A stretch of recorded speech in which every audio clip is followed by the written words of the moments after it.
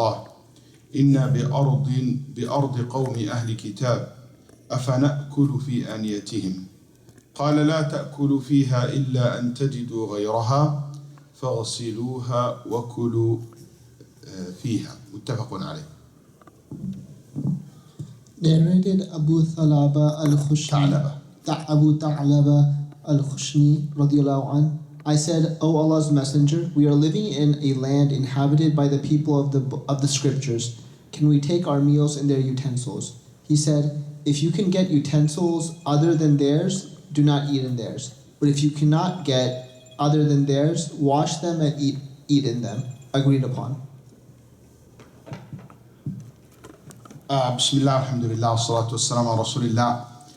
This hadith, hadith Abi Tha'laba al-Khushani radiyallahu anhu, that the Prophet sallallahu alayhi wa sallam was asked by some of his companions that they live in a land inhabited by the people of the book or the people of scriptures. Can we take our meals in their utensils? Can we use their cups, their pots, cook in their pots, or cook or drink from their pouches, cups, use their utensils? And Nabi sallallahu alayhi wasallam told them, do not use it unless you couldn't find something else to use it from your own. In this case, you're allowed to use theirs. Agreed upon and reported by Bukhari and Muslim. But wash it first. قال فاغسلوها وكلوا منها. Wash it, then wash their utensils, then you can use it basically. Abu Tha'laba al-Khushani, his name is Jurthum. His name is Jurthum. Jurthum, it means germ in modern language. I don't know if they have this Jurthum, doesn't mean, I guess, the same thing in the old days. Jurthum in the old days may be something used to show how small the person is, maybe. And قيل هو جرهم ابن ناشب or ناشم وقيل لاشر. There is a huge debate over what is exactly his name is and what is his father's name is. And usually this debate happens because the person is very well known of his nickname. إذا اشتهر الإنسان بكنيته نسي اسمه. If someone known by his kunya, people don't know his name or his last name or his, like for example, not many people out here might know what's my father's name because usually they don't hear my father's name. A lot of people in America, they don't know the father name. A lot of kids, they don't know their grandfather's name actually. You ask him, what's your grandfather's name? He would say, even his own grandfather, he said, I don't know. Because he never heard that. He said, Ibrahim Ahmed, and that's it. Who's Ahmed? Allah knows who's Ahmed. Someone up there in the chain. But they didn't get to know who's the father is. And so the same thing in the old days when people not known of their name or their father's name, like everybody, Umar ibn Abdul Aziz, that's right, Ahmed ibn Hanbal, you know his first and father's name, but not everybody known like that. Some people put it as the middle name. Like Abu Hanifa, just like Abu, what is like, not many people know that his name is An-Nu'man ibn Thabit. No, not many people knows what is his first name. They just know Abu Hanifa and many name Shafi'i, his last name. But many people, they don't know that his first name is Muhammad ibn Idris. Idris, even something very strange. Muhammad ibn Ismail. Muslim. Many people don't know what's Muslim's name. Abu Huraira. And so on. Yeah.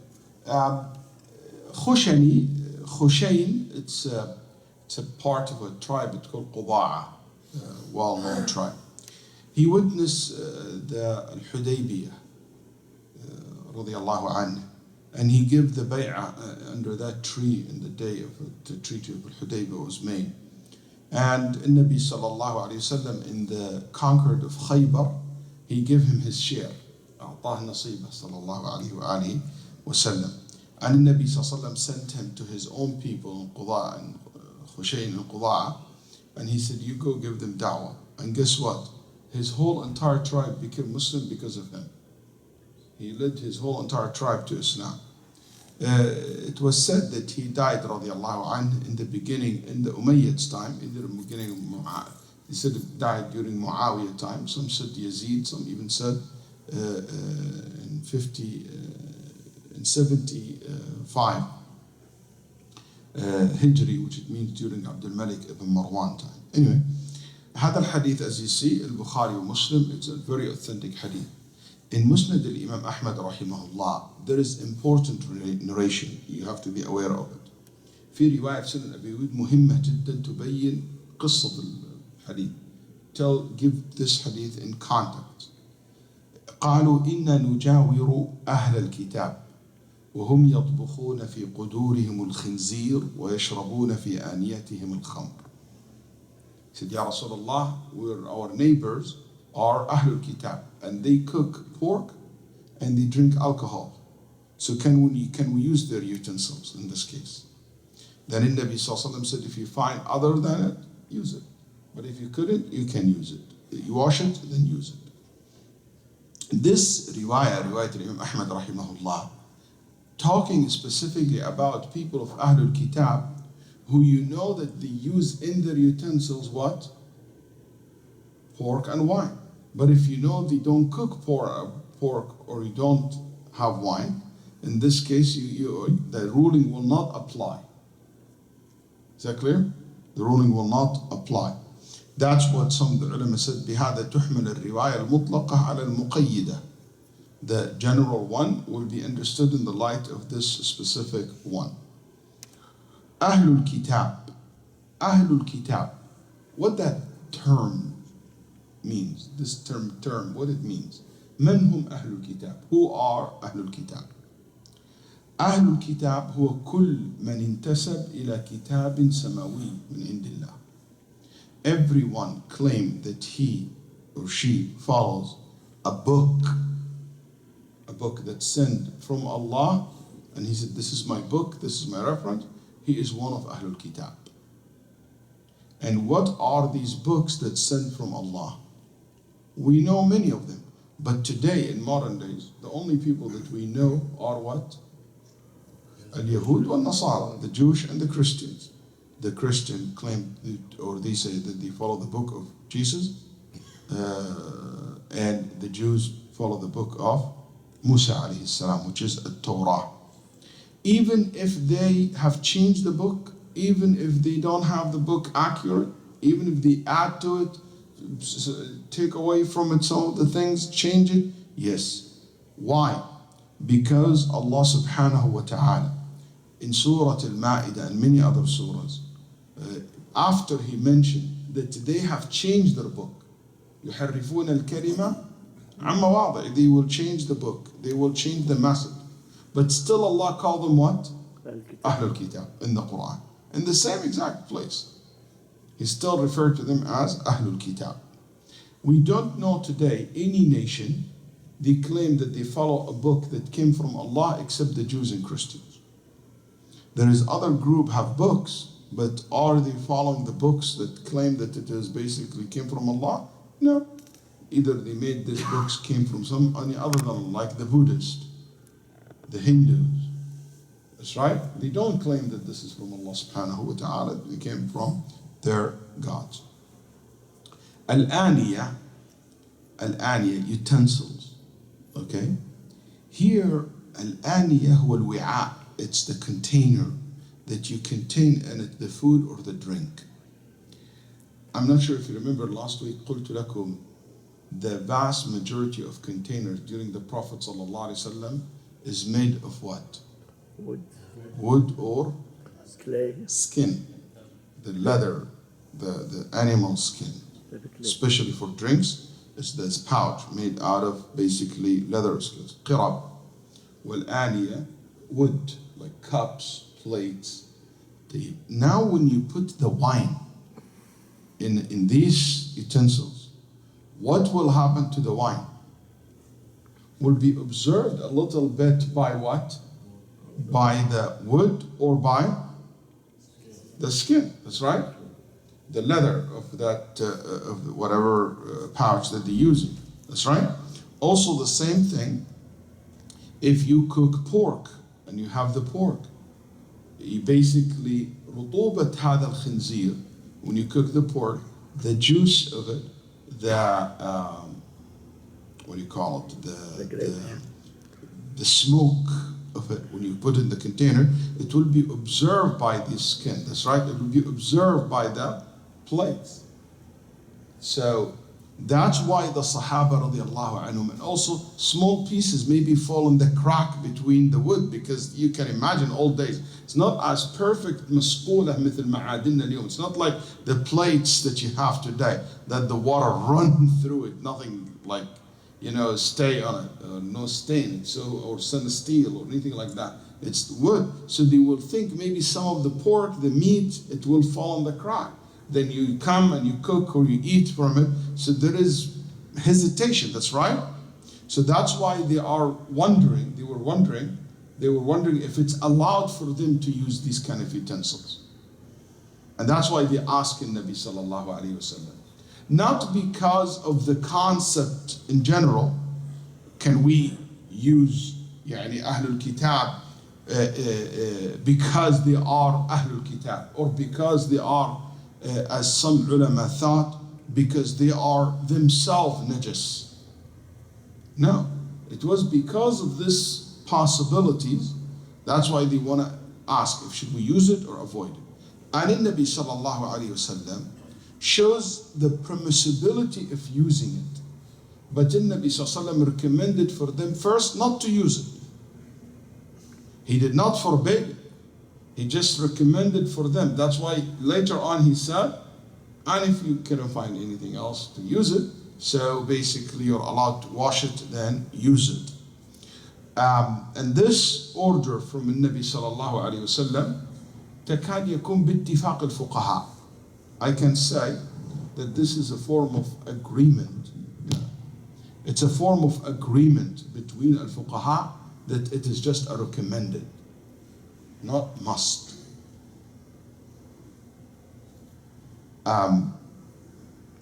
Let's look at what we learn from this hadith, rules and fiqh. Number one, a very interesting concept we should be aware of. هذا فائدة عظيمة جدا لكم، عضوا عليها بالنواجذ كما يقال. Hold into it. Al-asl, the default rules of the following items, that it is pure unless you see with your eyes it is impure. The default rule: water, any water, it is pure until you prove the opposite.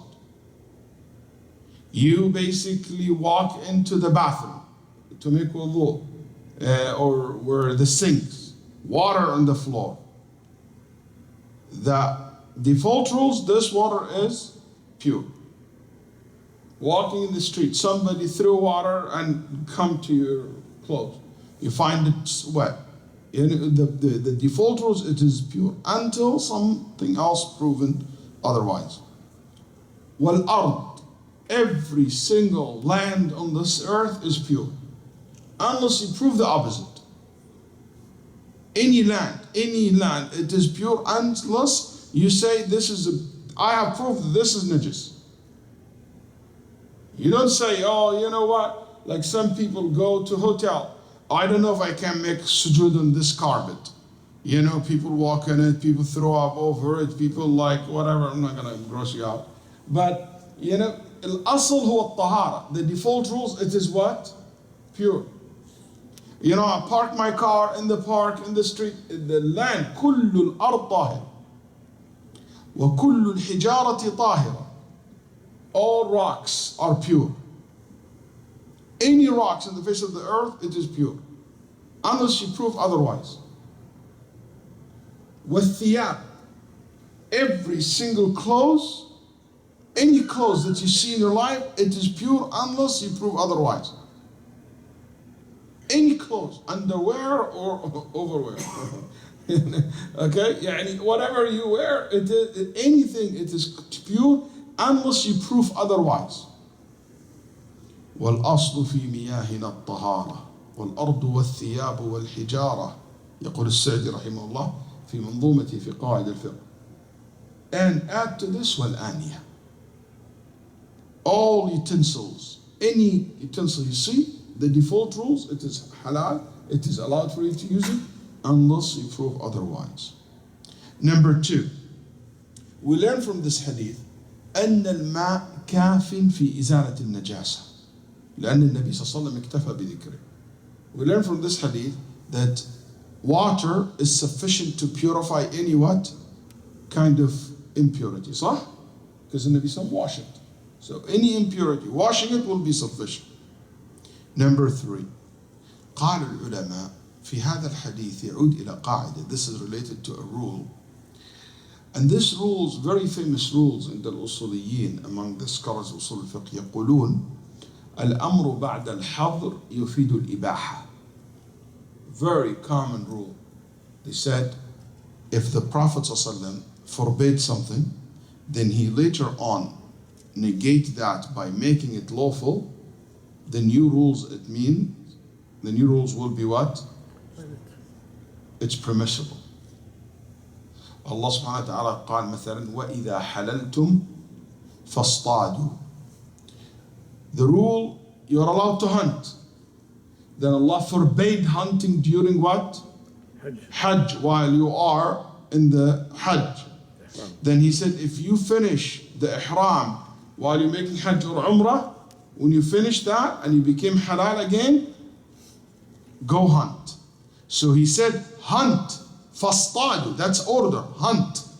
Is that order, it means hunting after Hajj is obligatory?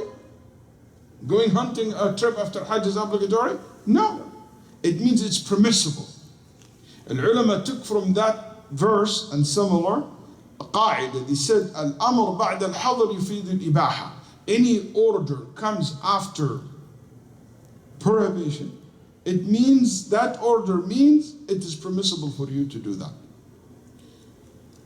And even though that's a very common قاعدة, لكن أهل التحقيق من أهل العلم يقولون هذه القاعدة بهذا الإطلاق محل نظر. Some scholars said, objected to this. They said, this generalization is not accurate. To say any order after prohibition, it means this order means it is permissible. They said, not true. What's accurate to say, أن الأمر بعد الحظر يعيد الأمر إلى ما كان عليه قبل الحظر. I'll say that again. He said, the ulama said, when you make order, then you made a prohibit or forbid, then you make an order back, this new order goes back to the same rule originally it was. So hunting originally, what is the ruling? Permissible, halal, mubah. So it goes back to it. قال النبي صلى الله عليه وسلم ألا إني نهيتكم عن زيارة القبور ألا فزوروها. أمر. I forbade you to visit the graveyard. I'm ordering you now to visit it. Is visiting the graveyard mubah? Permissible? Yes. No, أعوذ بالله. تزورهم. لا, إن شاء الله. بحب أزورهم. Yani you don't get, yani going now, if I go now to visit the graveyard to remind me of the akhirah, exactly like going to IHOP to eat pancake?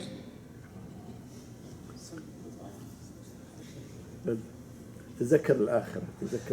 طيب تذكر الآخرة is the same ruling as going to taking juice from Jumbo Juice? Is that possible?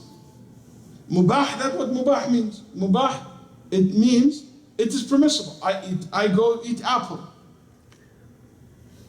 I go to drink coffee from Starbucks. That's mubah, that's right. Anybody would say that going to graveyard to remind yourself of the akhirah will be like going to a restaurant to eat? No, that means going to the graveyard is mustahab, recommended. act. I have ممكن مستحب بس just kidding. Okay, so it is recommended to go to the graveyard. You get reward from going there. That's right. That's right. So here you say, I get reward from it. That means you go back to the إيش? To the الأصل الذي كان عليه.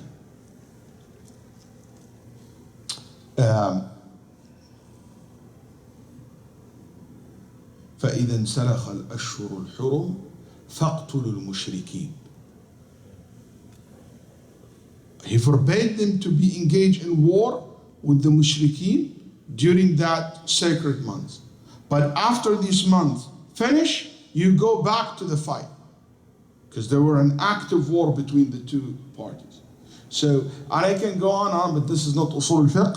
But that's one of the things that when we teach usul al-fiqh, we tell our students that, be careful.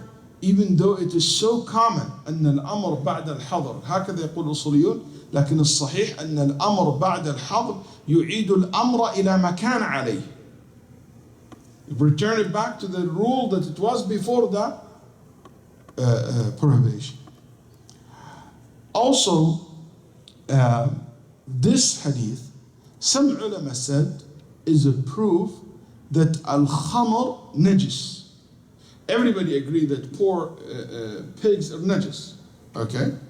But from this hadith, some ulama said that shows you that al-khamr is what? Impure, najis. I don't know if you guys know that or not. There is a whole debate between the Muslim scholars if al-khamr is najis or not. Impure or not. Yani, let's say wine touch your clothes or fall on your hand, or beer or liquor.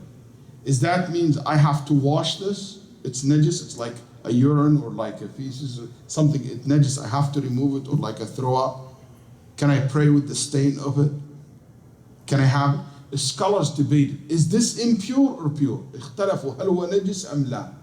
طيب, can anyone here tell me how this hadith shows that al-khamr is najis? You say that if wine or milk, you have to wash it. Wash it, mashallah ta'ala. And Nabi sallallahu ordered them to wash it. Because what? Because of the najasa of it. So he said, wash it. And that shows that it is najis. Some other ulama said, no, not necessarily that it means that they are najis, al-khamr, in Nabi sallallahu because he doesn't want any part of alcohol to mix with the drink. Has nothing to do with the najasa. And the ulama who said al-khamr is not najis, what's their proof? Anybody knows? What's the biggest proof that the ulama used to say al-khamr is not najis? Huh? النجاسة تطلع من One السبيلين. person, I can't hear, not all. Yes. النجاسة تطلع من أحد السبيلين. أي نجاسة. Yeah, but the throw up is najis. Yeah. And it's not أحد السبيلين. Blood is najis. And it's not أحد السبيلين.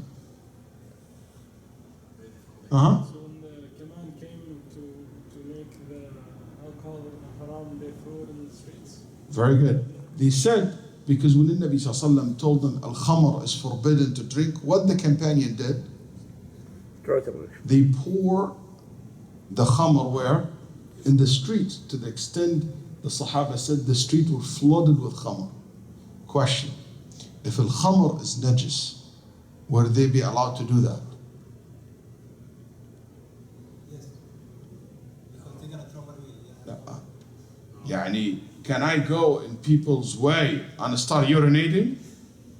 I have a pocket filled with blood and like najasa and urine and feces. Can I just throw it in the street? No. No, haram, because you make the street what? Najis, and it's not allowed. So if this was najis, they were not allowed to throw it in the street. They will be use it in the same manner they used to get rid of what? The feces or the urine, without making the rest of the streets najis. That's right, because that means people can step on it, touch their clothes, and so forth. So this hadith, some ulama who took the position al-khamr is not najis, this is their biggest proof that the Sahaba radiallahu anhum didn't treat it like najis. They treat it like anything that not najis but is not allowed to contain. The ulama who said no, it's najis, they said the only reason the Sahaba did this is to make it clear to everybody that al-khamr is haram and forbidden. That's why they did it in the street. So anyone will see that, will know that's not allowed anymore. Anyway, that's not our, maybe later on we'll have some discussion about this, but I just wanted to be aware of this issue. From this hadith, Ibn Hazm rahimahullah and some other scholars قالوا, the reason for the Nabi sallallahu alaihi wasallam to order the Sahaba to wash it, it is because the kuffar, the non-Muslims, are najis themselves. So Ibn Hazm and some scholars قالوا that al-kafir najasatu najasa ayniyya, laysat hukmiyya. They said he is najis. If you touch your hand, you have to wash your hand, and his hand is wet. They said the person who is non-Muslim is not pure. But this opinion is not popular. Is not the majority. It's very, very, very few people said that, and it is weak opinion, in my opinion, and it is rejected actually, because the point of the najasa, when Allah subhanahu wa ta'ala said إِنَّمَا الْمُشْرِكُونَ نَجَسٌ, the mushriks are najas, it meant here يعني because they don't purify themselves in the way the Muslim purify themselves, urine after using the water and the proper way of cleaning themselves from janaba, that's what it means, not because their hands and their sweat and it's najis. No, because that's not what this verse is speaking about. Also, in najasa here, it means because what is najas in Arabic language?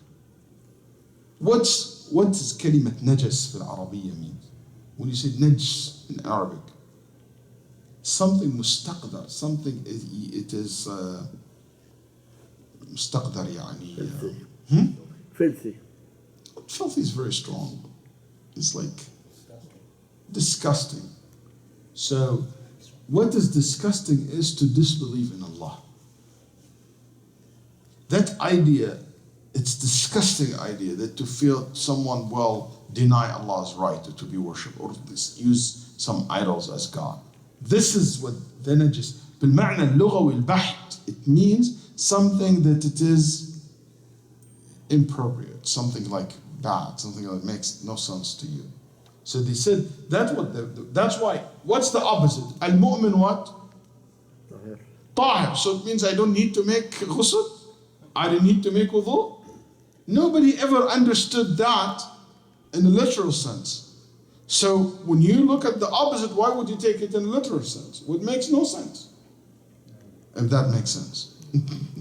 Okay. Is that clear?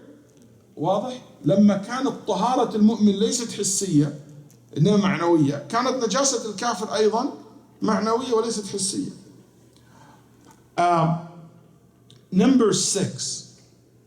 This is very interesting rule and very beneficial لنا اليوم، خاصة إخواننا اللي يشتغلوا في المطاعم أو يروحوا مطاعم كثير. Very helpful for them. What is it? أنه ما لا يتيقن الحكم عليه يجوز استعماله عند الحاجة. النبي صلى الله عليه وسلم from this hadith told us, if you have a doubt about something but you need it, you're allowed to use it. A lot of people do the opposite. A lot of people say, oh, because there's doubt about it, just leave it completely. Actually, this hadith shows you the opposite. Yani, they're not gonna die if they don't use their cups and their plates, even though there is possibility of trace of pork, possibility trace of wine in it. And Nabi Sallallahu Alaihi Wasallam said, wash it and use it. It will not be harmful to you. Even though washing it will not take it away, by the way, 100% completely. Because still that would observe basically the pork and the sauce of it. Just washing it will not be enough to remove it 100%. But in Sharia, it's based on ease, at taysir. And by the way, washing it is recommended and is not wajib. باتفاق الفقهاء. An agreement that washing it is just recommended. You wash it if you really see a trace of it. But even if you don't wash it, you're still allowed to what? To eat it. You might tell me, Sheikh Waleed, where do you get from how the fuqaha, why the Muslim scholar would say it is recommended and is not must? In Nabi Sallallahu Alaihi Wasallam give an order, wash it. So how can you say wash it here? It means a recommended and not must. Isn't that a good question to ask? Is it a fair question? How do we know when the Prophet ﷺ gave an order that this order للوجوب أو الندب? How would we know? There is many different ways, but one of the ways we look at other incidents, other ahadith. هل تصرف هذا الحديث عن الوجوب إلى الندب أم لا? We look at other evidence and we see, we have any other evidence shows us that the Prophet meant by this order just a recommendation act. Yes, we found plenty. Like what?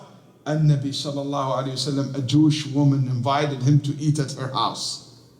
And he what? Did he eat? Or he said, hey, did you wash it? Let me wash it first. He ate from it. النبي صلى الله عليه وسلم plenty of times عزمه واحد من جيرانه صلى الله عليه وسلم, one of his neighbors, invited him and his wife, and he offered him food in the plate or whatever containers. Did the Nabi صلى الله عليه وسلم said wash it? No. النبي صلى الله عليه وسلم and the Sahaba used to borrow from the kuffar. And Nabi didn't order all of them to make. So we understand from this evidence that the Nabi sallallahu alaihi wasallam, when he said wash it, just as a recommended act, just as a recommendation, not as a must. Is that clear? That's how the Sahaba understood that. طيب. How this famous or beneficial today. Mithal, which is sometimes I go with people to restaurant, they drive me crazy. Sheikh, I can't eat in this. It's not halal. Why, Habibi? He said they put it in the microwave and they heat the pork in the microwave, and the microwave have all this like smoke of the pork. Then you put the other meat and the smoke goes to the new meat of the pork and became haram. That's right. Even some people said, oh, we cannot slaughter our animal in the same fridge, where basically the pork and the pigs are slaughtered. Why? Because when you kill the animal, the bukhar, the heat comes out of it, mix, and the cold weather make it mix, so it will be affected by it. And I hear things like this all the time. Oh, I'm not sure if that bread, okay, they did a burger in it, or bacon in it, or whatever in it, next to each other. You know, is it this, is it that? All these possibilities. كل هذا يدخل تحت هذا الحديث. All this goes under this hadith. That Nabi sallallahu alayhi wasallam allowed using the utensils of Ahlul Kitab, even with the possibilities of trace of these things, because of the need. Those people live with Ahlul Kitab, live next to Ahlul Kitab. فما بالك بمنا نحن? So what do you think of us Muslims who live in the country of Ahlul Kitab? It's even bigger need, and the case is much bigger than them. Same thing if your neighbors offer you food. I rented a house, or sometimes hotels that comes with what? Pots, and I'm allowed to use it. Do I have to wash it? You don't have to, but if you wash it. And I would say today, in modern days, all utensils is not like old days where there is possibility of trays and pieces stuck in the wood. La اليوم ما شاء الله. It's like a mirror, you can see yourself in it, and the reflection. So if it looks clean, it's clean. You go to the restaurant, the plate is given to you, you need to say, والله يمكن maybe my all this وسوسة, all this is from تضييق على الإنسان. The person's basically making it just harder and harder for himself with things that ما أنزل الله بها. يعني Allah never made it obligatory on us. نضع أغلال وآثار على إن رفعها الله عنا.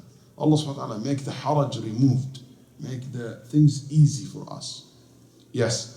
So Sheikh, when I was in college, one of the dining halls, they would sometimes serve pizza, and then they would use the same like utensil, like the cutter, to cut the same cheese pizza and the pepperoni pizza and the veggie pizza. So would this all fall under this hadith? It's a good question. Sometimes you go to Subway, you go to this, the same knife, you cut with the cut, same thing. If you clean it and it is, unless you see in your bread a piece of pork, in this case you just take it and throw it away. So he can ask you to clean it. It is good for if he can clean it, but is it wajib? No. But I ask him to clean it, he clean it. Okay, that's good. I like to be clean too. I gross out by it. But But there is a difference between this and make it forbidden. That's my point.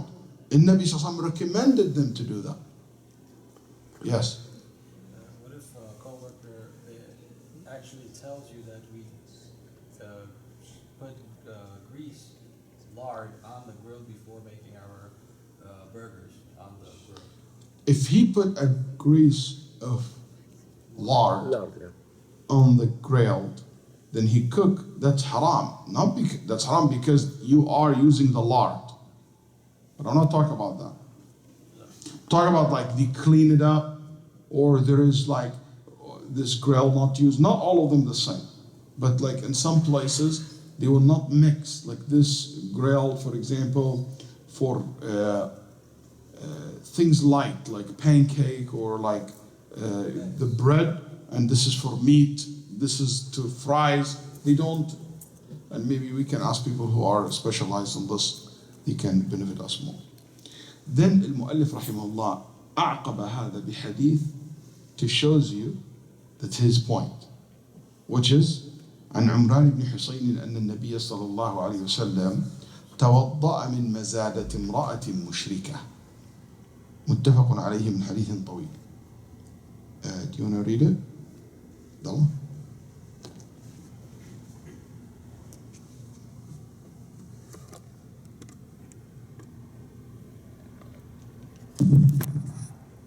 Narrated Imran bin Hussein radiallahu anh, the Prophet sallallahu alaihi wasallam and his companions performed wudu from a skin water container belonging to a polytheist woman, agreed upon. It is an extract of a long hadith.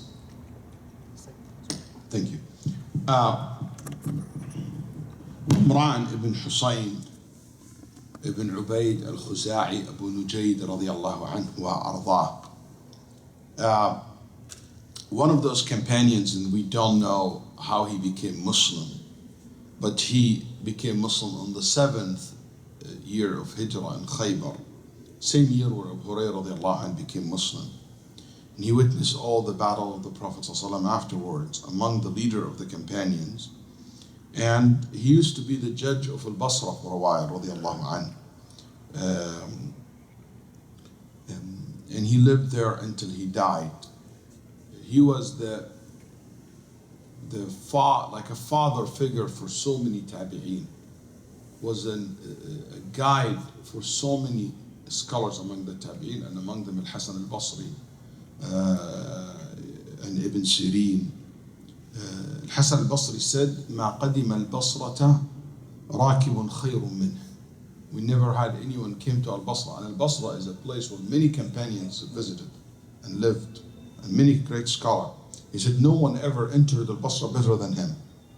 He was a very truthful, avid worshipper, rahimahullah.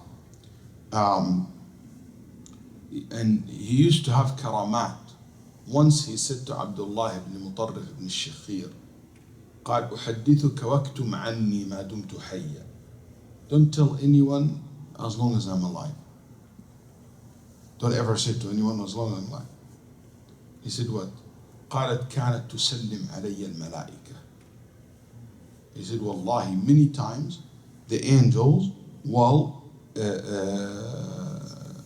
give me salam, will greet me. And radiallahu anhu wa ardah. Imran ibn Hussein is also an amazing person when it comes to deep understanding of the religion. And he one of these firewalls that we had in our history against so many deviant sects were trying to deviate Muslim in the early time. وله قصة مشهورة is a very famous story. I don't know if you ever come across it. When he was sitting in al-Basra and a man came to him and he told him, there is no such thing that's called shafa'ah, no intercession for the sinners, because Allah subhanahu wa ta'ala forbid and said there is no shafa'ah, no intercession in the Day of Judgment. And he explained to them that that's not true. And Nabi sallallahu alaihi wasallam said that there is intercession for the sinners. And they said, we couldn't find it in the Quran. قالوا ما نجد لها أصلا في القرآن. So he got so angry. He said, did you read the Quran? He said, نعم, I read the Quran. He said, if you read it, did you find in the Quran you pray Maghrib 3 times? You pray Isha 3 rak'ah, you pray Isha 4 rak'ah, you pray Fajr 2 rak'ah, you pray Dhuhr 4 rak'ahs, and Asr 4 rak'ah? He said, no, I didn't read that in the Quran. Then he said, so where do you get that from? He said, from Rasulullah sallallahu alayhi wa alihi wa sallam. Then he said, did you find in the Quran also, أن في كل 40 درهما درهم? Did you find in every 40 dirham you give 1 dirham, 2.5%?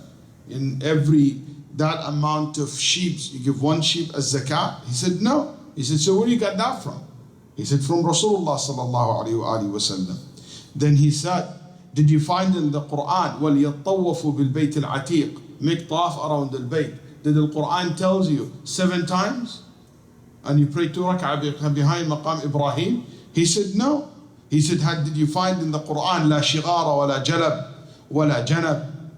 Some business transaction is not allowed beside riba. He said no. Where do you got that from? He said, we got that from Rasulullah sallallahu alayhi wa alihi wa sallam. Then he said,